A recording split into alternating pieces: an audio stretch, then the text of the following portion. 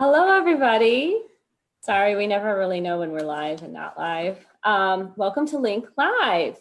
My name is Marina Mayer. I am the editor-in-chief of Food Logistics and Supply and Demand Chain Executive, and I'm here with my crew, my beautiful crew. Who wants to go first? Hi, I'm Brielle. I'm the associate editor. And I'm Mackenna, and I am the web editor. Yay, we're all here. So today we are talking about software in the supply chain, which, as you know, is a very common thing that's going on these days.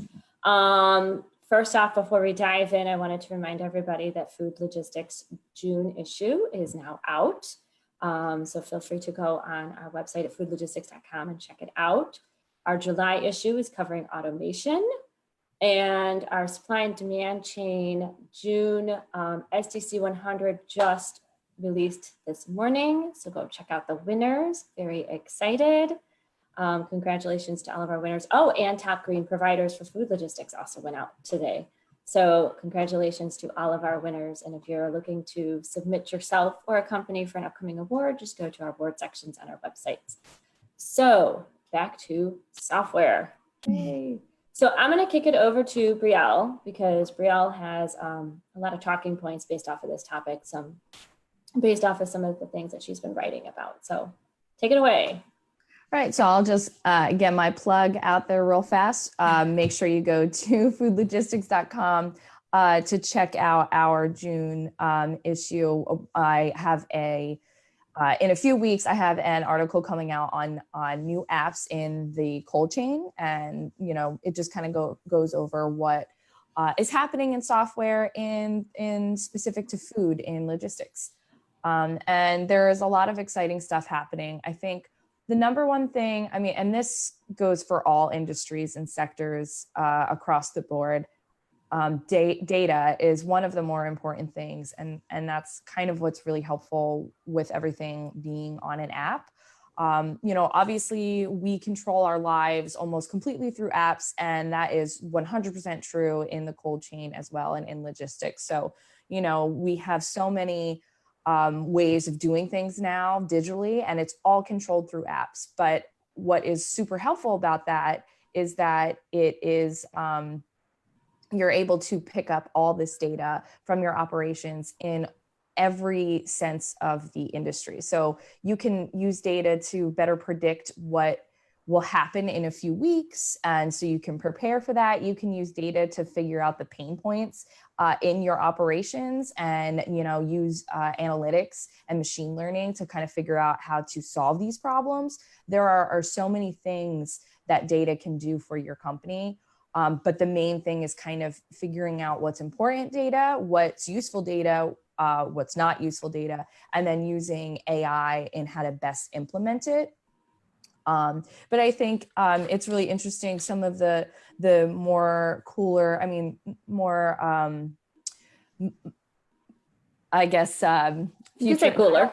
I don't want to say futuristic, but I guess more up to date, more modern kind of apps would be the proof of delivery apps, which is really cool. It's been very important in this contactless world now, and it helps add visibility. Everyone wants to see visibility in the logistics space because you want to know where your food is, and that's important for keeping it fresh and making sure that you have enough like in the grocery stores. So that's really important. But I think this other trend that's really interesting is route optimization. So a lot of companies, logistics companies, are using an app to help plan out what's the best route for them, and not just like the fastest. What's it takes everything into consideration. It takes what you're carrying, it takes your weight, it takes all of these different factors to plan the best route for you beyond just fast, in what's rough terrain, like if this shipment can't be on rough terrain, that kind of stuff. And I think that's really cool. And everything's just, with COVID and just people being more comfortable with software. I mean, we're seeing like so many like home delivery apps are now becoming huge, and that changes everything from the grocery store all the way to the logistics sector. So it's really important. I have two things to say to go off of that. Go for it. Just for your proof of delivery concept, I think that is so interesting because we're all online shopping so much. And then I'm sure I mentioned this in another live, or maybe I just talk about this all the time, but I saw a meme a few weeks ago that had like the ground beef in the store, and it had a QR code on it, and it said "Meet the cow" on it. And people were like, do you want to be able to see all this information? And I was like, yes, I do. I want to know where that cow came from all the way to the store, because I want to know the transparency. I want to know their supply chain. I want to know how transparent they are. I agree. I want to know where my dairy comes from, but I'll pass on meeting the cow that I'm about to eat. I was gonna say, I think there's for like something like that, it's like out of sight, out of mind kind of a thing. Yeah. You know, like I remember the day we told our kids Wisconsin. where their cheeseburgers come from, and it was like mind blown. But it was at the same time like, just don't think about it. Don't talk about it. Just eat. Maybe just eat the don't burger. name the cow. Maybe. Well, yeah, then it becomes personal. It's like a pet. But I just thought that was so interesting because that's proof of delivery, but then that's also blockchain in it too. And with everything that's going on in the food industry right now, there is such a demand for groceries. But then last summer or the summer before that, we can't forget how every other week there was a food outbreak of some people were just constantly sick because of it. And with the romaine lettuce E. coli outbreak, which was like put the fear of God in me, because you want to have a salad and be healthy, and then you get horrendously ill. They couldn't find out why that happened. They couldn't determine why all these people were getting sick. And 7 people died because they weren't able to trace back where the outbreak happened. And everybody said that blockchain could do that because you're able to track the entire supply chain through that technology. Yeah, I have an upcoming podcast. It'll probably come out in July, where I discuss visibility with GS1, and that's a huge part of it. Is being able to just track and trace down to like the exact shipment, so you know what's contaminated and what's not, and you can save lives, you can save money. You don't want to just like dump all this food if you don't know where exactly the outbreak came from. So it's really important so you can get on that quickly, and apps and blockchain is how you do that. And I think that's interesting because you bring up a good point, because I feel like at some point that would kind of reduce waste of some product at some point in time, because you're not, instead of taking a whole line of, this was produced from the morning shift, let's say, instead of dumping it all, you can dump just the hours worth or whatever the case is. Exactly. So that kind of parlays into the sustainability aspect, which is very interesting. Right. And then for my July article for food logistics, I talk about food monitoring systems, or temperature monitoring systems. Happy Wednesday. My God. Yeah, that was my next point. The kind of year I guess I'm having. But so we're talking about that, and they say that these systems can help reduce waste in the future, and that there are some companies that can have it in stores where the temperature controls can say, yes, this is good to go, or no, I would wait for the next shipment on this. It's like a red light, green light. Yeah. And then drivers don't have to worry as much. They can focus on the road. A lot of apps are focused on safety, to keep the driver safe and stuff like that. So, Yeah, so it monitors, you know exactly what the temperature is, and it has some like alert systems to let you know if something's going on. I mean, a whole range of issues it'll cover, and it's really cool where it's going. I think it'll be really interesting to see, a lot of these technologies were fast tracked because of COVID. Mm-hmm. And now things are starting to kind of turn around a little bit in some parts of the nation. And some companies are, figuring out that, hey, this is the new way of doing things. I don't know if they would go back to doing things a different way. So it will be kind of interesting to see what technology comes out at the end of the year, kind of in the third, Yeah. fourth quarters, knowing that everything's been introduced at an accelerated rate.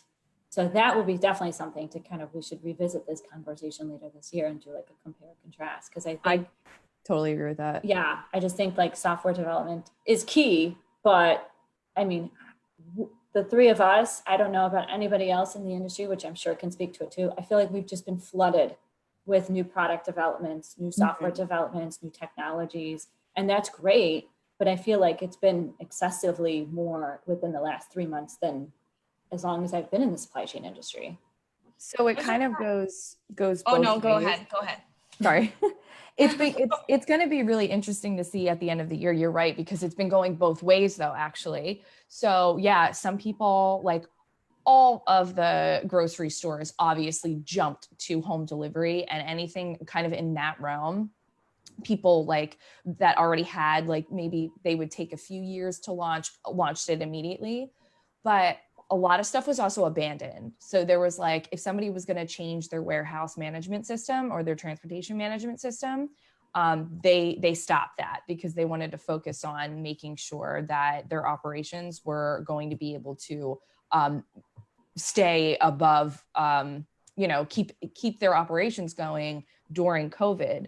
So a lot of people did abandon big changes like that, but I doubt that they won't ever revisit it. So some stuff will come out, and then the technology providers themselves were like, well, we can figure some stuff out to help. So then they went overboard, not overboard, but they really inundated everyone with like, yes, look, we have all these new technologies to help you during COVID. And everyone was kind of doing something different, but also a lot of the same. So it's going to be really interesting to see where it goes in the next year. I am really curious to see which technologies will stay. Yeah. Too, because when I first started in the industry in 2018, they really hyped up blockchain, and blockchain was going to be the thing that would change the supply chain, and it hasn't. There's still proof of concepts going on. There's a lot of tests and trials going on, but then, like you said, with COVID, they were able to roll out all these technologies at like the quickest rate that we've ever seen. But I personally haven't seen any blockchain be rolled out in this time. Right. Yeah, it's everything is about visibility, traceability, track and trace, being able to see, where stuff is coming from and where it's going. I mean, that's kind of it now. Brielle, were you going to say, oh, sorry. Oh, sorry. But when we revisited one of our former pros to know, Mark Gerstein, he told us of this technology where you could shop by appointment. And in our conversation, we were discussing how it might only be for COVID, but it could go on past that. And I would love that to just by appointment in stores, because it would hold you accountable. It would hold the workers accountable as well. Yeah. So like if you go to like an Old Navy or whatever, you shop by appointment? Yeah. Okay. Interesting. Especially someone like me who needs to like look and touch everything. Yeah. Or that would make you go a little bit faster. Yeah.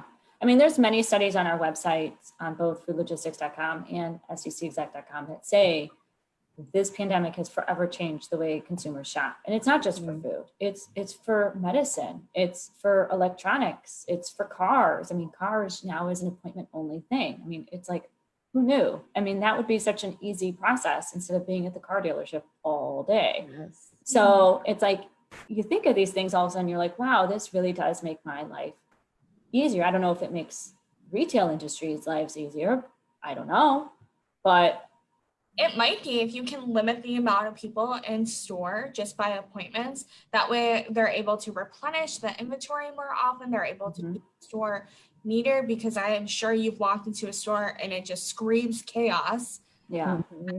Especially on like Black Friday or the holidays or back to school or. But I'm so comfortable with being home now. Exactly. Not from home for forever. Exactly. And I think that's what, it's conditioned us to say, okay, this is fine. I don't need to be running around to 5 different places every Saturday, and I think there's something to be said for that. And that's why I think it'll be interesting. I did a podcast interview for our upcoming transportation chain piece with the president of American Transportation Research Institute. And she said something so interesting, and it'll appear in our podcast channel at a later date. I'll let you know. But she said something like, people don't think about all the different things that feed into a supply chain. So sorry, her dog scared all of us, I think. Oh my God.